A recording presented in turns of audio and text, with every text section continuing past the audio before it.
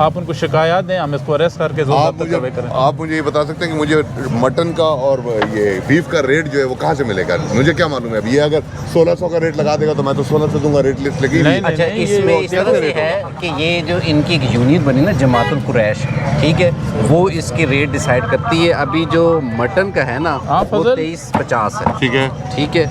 और इसी तरह से ये जो इनका बीफ का है ना उसमें भी 2 कैटेगरीज रखी हुई हैं, ठीक है, 1300 और जो अच्छा वाला है उसमें ये वेडी का और भैंस का, ठीक है, वो 1550 ये रेट है। ओके। और ये चीज़ मैं अगर देखना चाहूँगा तो मैं ये आपको नेट से मिल जाएगी।